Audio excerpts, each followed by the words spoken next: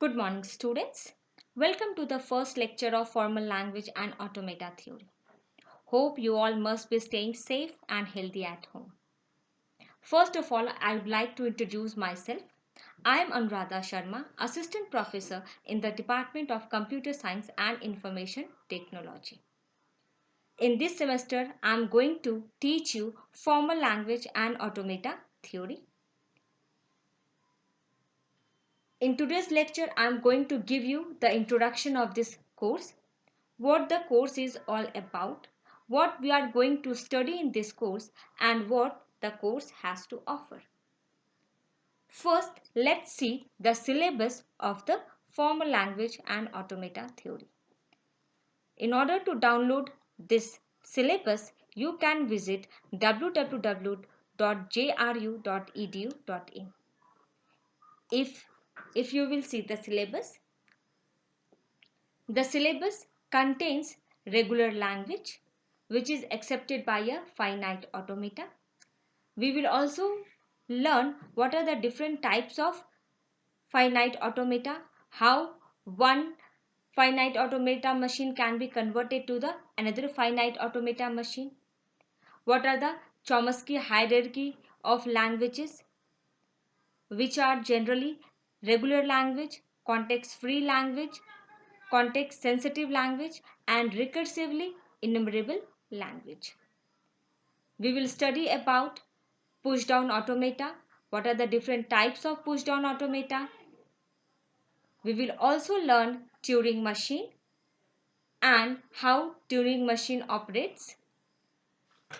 We will also learn the decidability and the undecidability of a problem. All these things will be covered during this semester. Now, let's move to the slides where I am going to explain you the objective of this course. In this course, we will study about the concepts of automata theory and the theory of computation. We will identify different formal language classes and the relationship among these classes. We will also design different grammars and recognizers for these formal languages. Using the properties, we will also prove or disprove some theorems in the automata theory. Last but not the least, we will also learn to determine the decidability and the interactability of the computational problem. The whole course is organized into 3 parts. In the first part, we will learn about a regular language. In the second part, we will learn about a context-free language and what type of machine accepts context-free languages. And in part 3, we will learn about Turing machine and the decidability. I know these all words are going to be new for all of you.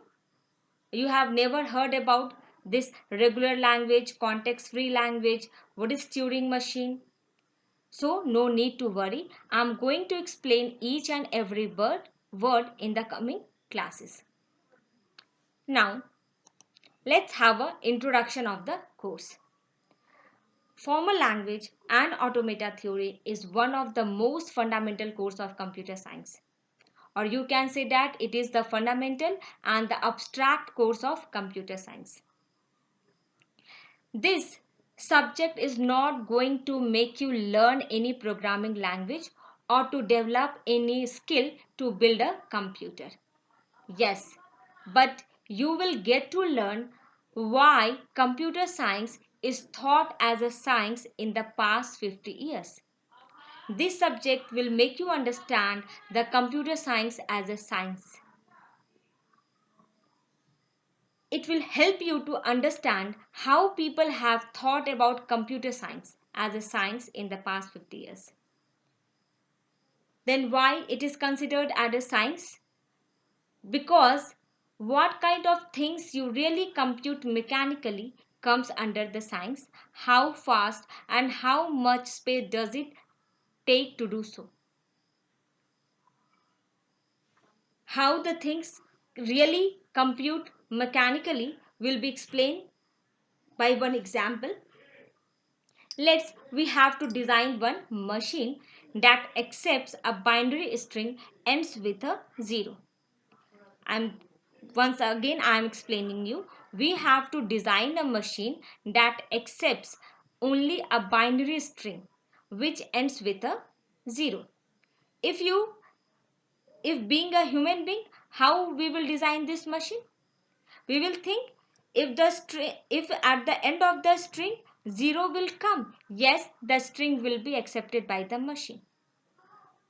Or if 1 will come at the end of the string, this string will not be accepted by the machine, because it is already written in the question that a machine accepts binary string that ends with a 0.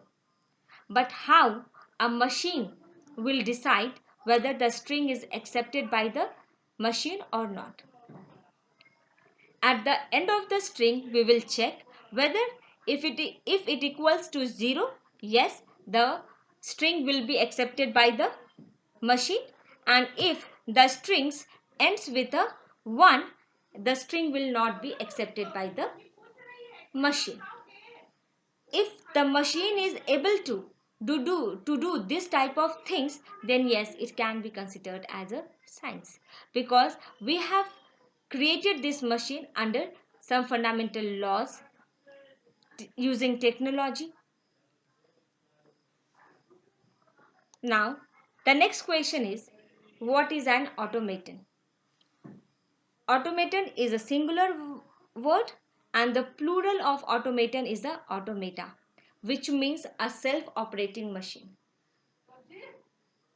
In detail, I can say you that an automata is a machine that perform some of its function without the interaction of a human being. It is a Greek word,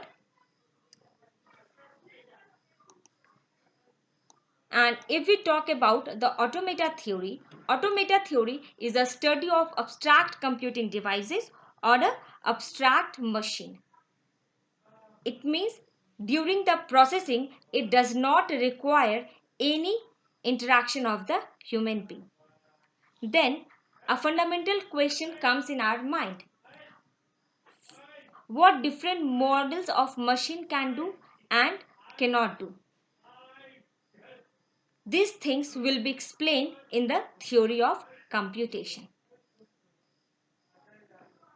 We will also learn about what's the difference between computability and complexability.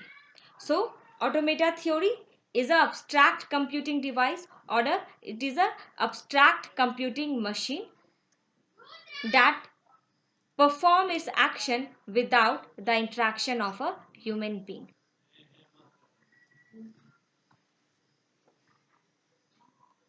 Now, if today I will not discuss about Alan Turing, then the theory of automata will not be completed. Alan Turing is a pioneer in automata theory. He was an English mathematician. He was born in the year 1912, and he is also known as the father of modern computer science. He studied about the abstract machine called Turing machine even before computer existed, and it is said that if a Turing machine is capable to do any task or solve any problem, then that problem can also be solved by a computer.